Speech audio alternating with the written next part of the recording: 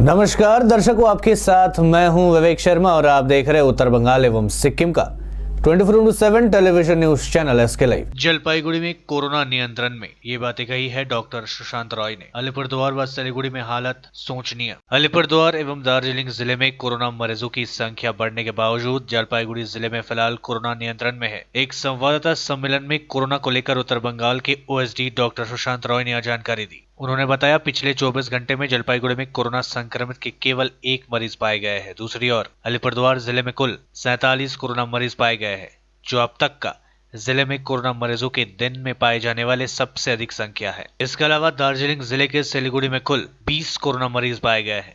कालिम्पोंग से 2 positive case आए हैं। उन्होंने कहा कि वर्तमान में जलपाईगुड़ी में कोरोना संक्रमित मरीजों की कुल संख्या 76 है।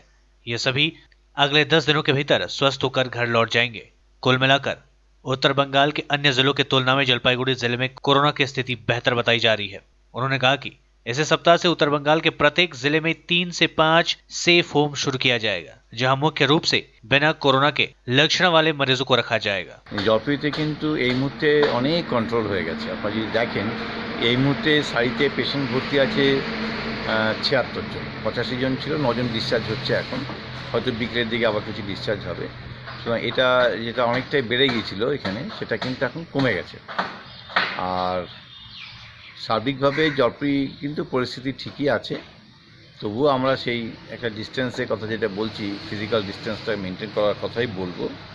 আদারওয়াইজ জলপাইগুড়ি ঠিক আছে। শুধু মাঝখানে গতকাল একটু আলিপুরদুয়ারে হঠাৎ করে 46 জনের একটা সার্চ হয়েছিল। আর এছাড়া পজিটিভ কেস ছিল। আর দার্জিলিং জেলা বলতে আমি শিলিগুড়ির কথা বলছি, এই অঞ্চলগুলো 20 জনের একটা সার্চ দেখা যাচ্ছে। আলিপুরদুয়ার 47, আর দার্জিলিং 20, কালিম্পং 2 জন। সকাল 7টার পরে জলপাইগুড়ির কথা বলছি, মাত্র একটি কেস পজিটিভ এসছে, যেটা পেশেন্ট ভর্তি ছিল সারি হসপিটালে। আর বাদুই যত রিপোর্ট হয়েছে সমস্ত নেগেটিভ আছে। একটু আগেই রিপোর্টটা আমাকে এক্ষুনি দিল ওখান থেকে, যে এসছে। করোনা সংক্রমণ কমিউনিটিতে স্প্রেড করেছে কিনা প্রশ্ন হচ্ছে এটাই। না, এখনও পর্যন্ত সেরকম কিছু স্প্রেড হয়নি।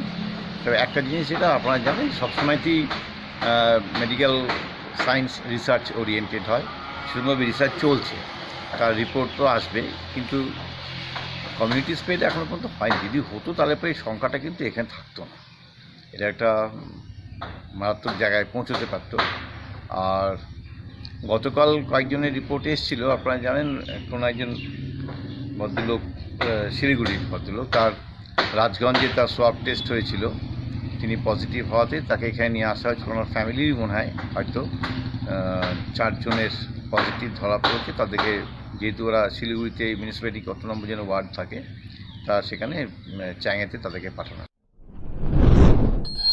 बम कांड में 4 गिरफ्तार, रिमांड में लेकर पुलिस कर रही है पूछताछ। 1 किलो बम बनाने के मसाले जब्त। मालदा जिले के तुलसीहाटा बम कांड के सिलसिले में हरिश्चंद्रपुर थाने की पुलिस को बड़ी सफलता हासिल हुई है। पुलिस ने कल बम विस्फोट कांड में जुड़े रहने के आरोप में एक और आरोपी को गिरफ्तार कर लिया। उसका नाम जाहिदुद्दीन बताया जा रहा है। वह चांचल थाने के धानगाड़ा इलाके का रहने वाला है। जानकारी के अनुसार तुलसीहाटा में पिछले रविवार को दोपहर को बाजार संलग्न इलाके के अवैध रूप से चल रहे शराब के ठेके पर बम विस्फोट की घटना हुई थी।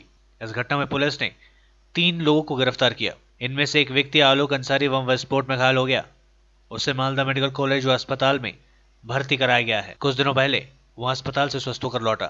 पुलिस उससे पूछताछ कर रही है। पूछताछ में मिले सुराग के आधार पर कल शाम को एक आरोपी को पुलिस ने गिरफ्तार कर लिया है। जानकारी के अनुसार हरिश्चंद्रपुर भालूकाट जाने वाले राज्य सड़क पर उसे गिरफ्तार किया गया। उसका नाम जाहिदुद्दीन है। वह चांचल थाने के धानगाड़ा इलाका का रहने वाला है। पुलिस सूत्रों के अनुसार वह बम बनाने की सामग्री की आपूर्ति करता था। गिरफ्तारी के समय उसके पास से 1 किलो बम बनाने के मसाले जब्त किए गए। उसे चांचल महकुमा अदालत में पेश कर 5 दिनों के पुलिस रिमांड में लिया गया है। देश में पिछले 24 घंटे के दौरान कोरोना वायरस के 14,821 नए मामले सामने आए। 445 लोगों की हुई मौतें। भारत में कोरोना वायरस के नए मामलों में कमी देखने को नहीं मिल रही है। देश में लगातार बढ़ते मामलों के बीच संक्रमित मरीजों की संख्या 4,25,000 को पार कर गई है। हालांकि राहत की बात यह है कि इनमें से कुल 2,37,196 मरीज पूरी तरह से ठीक हो चुके हैं। आईसीएमआर के मुताबिक देश में 69,50,493 लोगों की कोरोना जांच की जा चुकी है। केंद्रीय स्वास्थ्य मंत्रालय के आंकड़ों के मुताबिक देश में कोरोना वायरस से संक्रमित 55.49% मरीज स्वस्थ हो चुके हैं। पिछले 24 घंटे के दौरान कोरोना वायरस के 14,821 नए मामले सामने आए, जबकि 445 लोगों की मौतें हुई है। दिल्ली पर मंडरा रहा है आतंकी हमले का खतरा। जम्मू कश्मीर से रवाना हुए 4 से 5 आतंकी घुस सकते हैं शहर में। इंटेलिजेंस इनपुट के बाद हाई अलर्ट। आतंकी हमले की आशंका को देखते हुए दिल्ली में हाई अलर्ट कर दिया गया है। न्यूज एजेंसी के सूत्रों के मुताबिक दिल्ली पुलिस को आतंकी खतरे का इंटेलिजेंस इनपुट मिला है। 4 से 5 आतंकी दिल्ली में घुस सकते हैं। दिल्ली के सभी 15 पुलिस डिस्ट्रिक्ट के साथ क्राइम ब्रांच और स्पेशल सेल भी हाई अलर्ट पर है। राज्य की सीमा पर आवाजाही पर खास नजरदारी रखी जा रही है। कश्मीर के रजिस्ट्रेशन वाली गाड़ियों की तलाशी की जा रही है। मीडिया रिपोर्ट्स के मुताबिक जम्मू कश्मीर से आतंकी ट्रक से रवाना हुए हैं। वे बस, कार या टैक्सी से दिल्ली में घुस सकते हैं। दिल्ली के सभी होटल और गेस्ट हाउस पर नजर रखी जा रही है। शहर में कश्मीर के रजिस्ट्रेशन नंबर वाले कारें भी तलाशी की जा रही है। सभी बस स्टैंड और रेलवे स्टेशनों पर भी अलर्ट कर दिया गया है। इस्लामपुर पहुंची तृणमूल कांग्रेस की राज्यसभा सांसद महुआ मोइत्रा ने जमकर बोला केंद्र सरकार पर हमला। नादिया से सिलीगुड़ी जाने के क्रम में राज्यसभा की तृणमूल कांग्रेस राज्यसभा सांसद महुआ मोइत्रा इस्लामपुर पहुंची थी। इस दौरान उत्तर दिनाजपुर तृणमूल कांग्रेस के सभापति और नगरपालिका के प्रशासक कन्हैयालाल अग्रवाल ने उनके स्वागत में रैली करते हुए उनसे मुलाकात की। जाकिर हुसैन सहित अन्य तृणमूल कांग्रेस के नेता उपस्थित थे। तृणमूल कांग्रेस की ओर से महुआ मोइत्रा को सम्मानित किया गया। इस अवसर पर पत्रकारों से बात करते हुए उन्होंने कहा कि 2014 में लोकसभा चुनाव में गौतम देव के प्रचार के लिए वह आई थी। इसके साथ उन्होंने केंद्र सरकार पर जमकर हमला बोला और कहा कि देश में हजारों मजदूरों को सड़कों पर उतारना पड़ा और पैदल चलाना पड़ा और उनकी जाने गई। इसके लिए केंद्र सरकार की नीतियां ही जिम्मेदार है। না আসলে ইসলামপুরে এসছি আমি একটু নদিয়া থেকে উত্তরবঙ্গে যাচ্ছিলাম। তো যাওয়ার পথে ইসলামপুর ছিল সকালে কানাইদাকে ফোন করলাম যে আমি তো এদিক দিয়েই যাচ্ছি, যে এখানে একটু থেমে যাব, ওনার সাথেও দেখা হয়ে যাবে আর একটা স্টপও হবে, তাই জন্য সেটা ব্যক্তিগত ভিজিটেই যাচ্ছিলাম, স্টপ করলাম। কিন্তু এখানে এসে খুব ভালো লাগছিল। লাস্ট 2014 সালে যখন লোকসভা ভোট হয়েছিল তখন এসে প্রচারে এসেছিলাম এবং থেকেছিলাম আমি আর গৌতম দেব, আমার মনে আছে।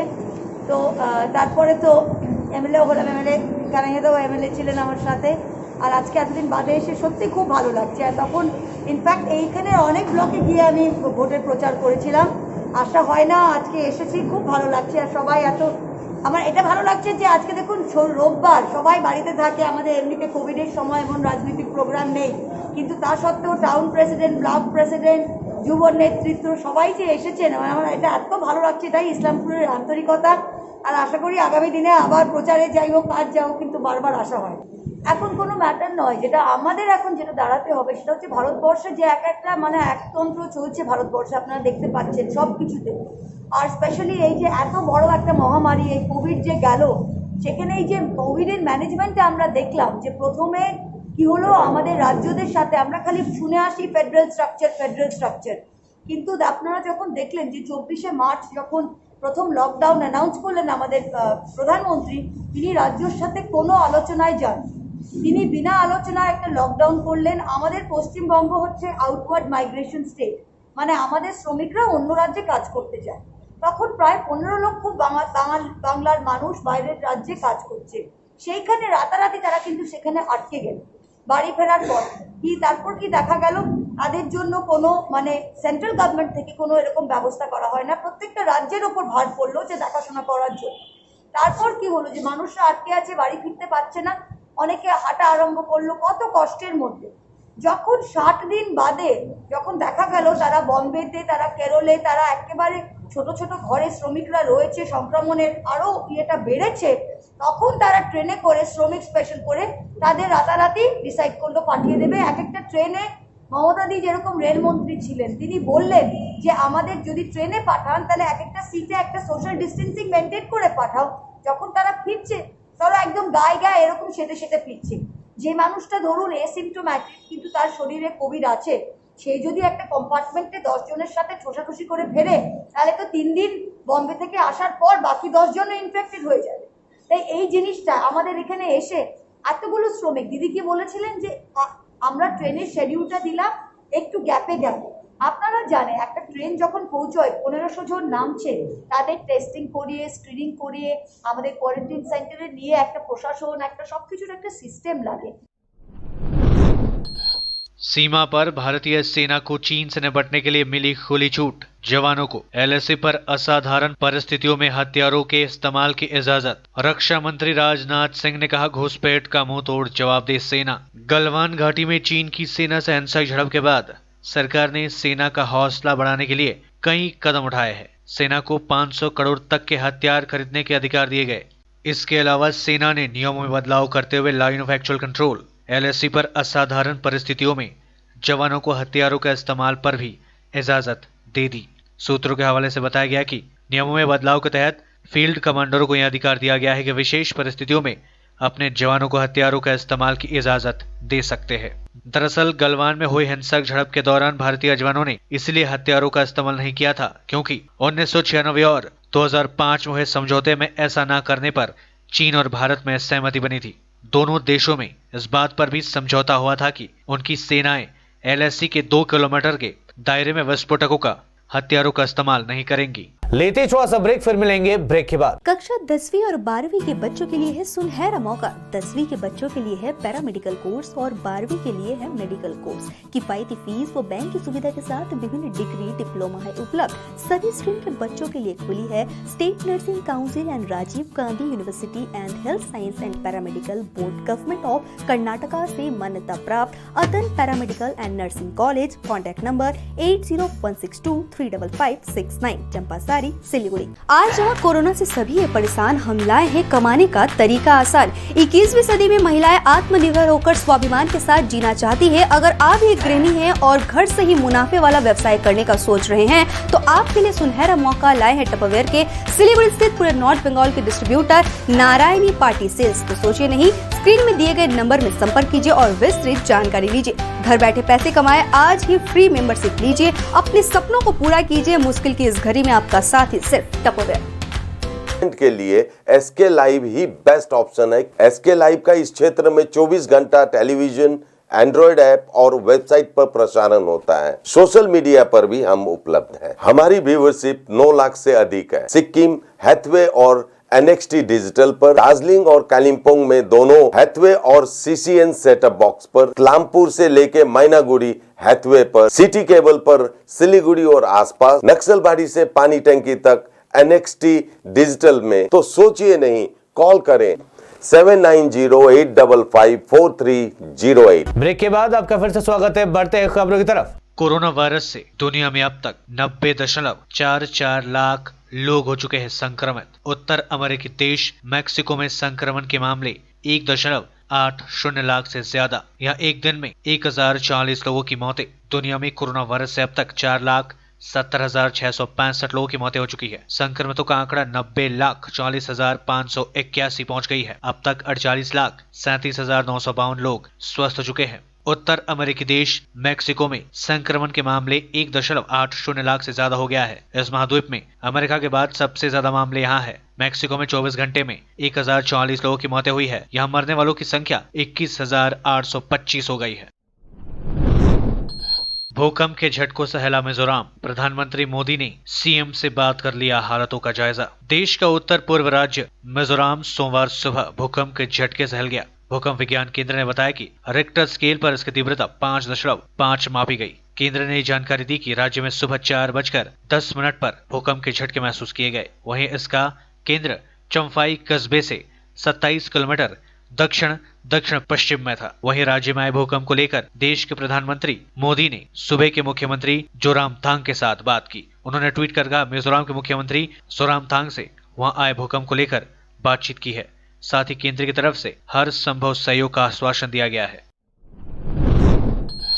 भारत बांग्लादेश अंतर्राष्ट्रीय वाणिज्य सीमा खुली, ट्रकों की आवाजाही शुरू। लॉकडाउन के कारण लंबे समय तक बंद पड़े मालदा जिले के मेहंदीपुर में भारत बांग्लादेश अंतर्राष्ट्रीय वाणिज्य सीमा को खोल दिया गया है। हालांकि जिला प्रशासन की ओर से कोरोना वायरस के बढ़ते संक्रमण के बीच वाहन चालकों के लिए खास निर्देश जारी किया गया है, जिन्हें पालन करना अनिवार्य होगा। दूसरी ओर आज प्रशासन के इन निर्देशों का कई क्षेत्रों में पालन नहीं किए जाने की भी शिकायत मिली। प्रशासन के निर्देशानुसार ट्रकों को मशीन के जरिए सैनिटाइज करना होगा, पर आज यहां लोगों को हैंड मशीन से ट्रकों को सैनिटाइज करते देखा गया। ऐसे में आसपास के लोगों में कोरोना का संक्रमण बढ़ने की आशंका बनी रहती है। गुरुवार सुबह से मेहंदीपुर में भारत बांग्लादेश अंतर्राष्ट्रीय वाणिज्य सीमा खुलने के बाद सब्जी, फल समेत अन्य सामानों से लदे ट्रकों की आवाजाही शुरू हो गई। दूसरी ओर प्रशासन के निर्देशानुसार फिलहाल किसी प्रकार के स्टोन चिप्स का निर्यात नहीं किया जा सकेगा। केवल खाद्य सामग्रियों का निर्यात सरकारी निर्देश अनुसार किया जाएगा। जिलाधिकारी राजश्री मैत्रा ने बताया कि लॉकडाउन के नियम अनुसार ही मेहंदीपुर में भारत बांग्लादेश अंतर्राष्ट्रीय वाणिज्य सीमा को खोला गया है। गौरतलब है कि भारत बांग्लादेश के इस अंतर्राष्ट्रीय वाणिज्य सीमा से प्रतिदिन 300 से 400 ट्रकों का आना जाना होता है, पर लॉकडाउन के कारण यहाँ ठप पड़ा था। আজকে আমাদের সংগঠন থেকে মানে কি বলবো আর যেসব লোক আমাদের সাথে মানে সহায়তা করেছিল খুবই তাদেরকে ধন্যবাদ। কারণ আমাদের লুকাচুরি ইনচার্জ রাকেশবাবু আমাদেরকে অনেক তাকে আমি ধন্যবাদ দেবো আর কি, আমাদের সাথে সহায়তা করার জন্য। আমাদের BSF company commander, customs super inspector এবং ব্যবসায়ী সমিতি, তাদেরকে আমি এইসব খাটার জন্য এবং আমাদের সাথে সহযোগিতা করার জন্য খুবই ধন্যবাদ দেব। এবং আমাদের যেসব গাড়ি আজকে এক্সপোর্ট হচ্ছে তারা খুবই খুশি। তো লেবার শ্রমিক, আমাদের এখানকার লেবার শ্রমিক যে পেটে অনারে না খেয়ে মরছিল, তারা আজকে আমাদেরকে ধন্যবাদ দিচ্ছে, এক্সপোর্টারদেরকে ধন্যবাদ দিচ্ছে, আমাদের সামন্ত ট্রাক মালিকগণকে সব ধন্যবাদ দিচ্ছে। তারা পেটে আজকে পুরো খাবার পাবে।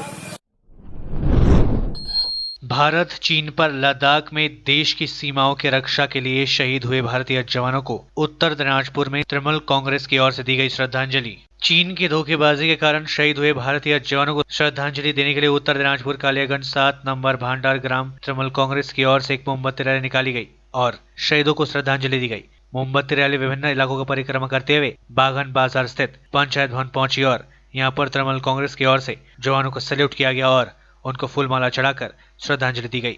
इस अवसर पर कालियागंज के विधायक तपनदीप सिंह, स्थानीय कन्वेनर उत्तम घोष, तृणमूल कांग्रेस के युवा कार्यकारी सभापति प्रदीप बोस, प्रबोध देवशीष, बप्पा सरकार सहित अन्य नेता उपस्थित थे। এখানে আমরা কদিন আগে লাদাখের গালওয়ানে চীনের সঙ্গে যে বর্ডারে আমাদের ভারতের সৈন্যর যে একটা ক্র্যাশ হয়েছিল, তাতে আমাদের 20 জন জওয়ান নিহত হয়।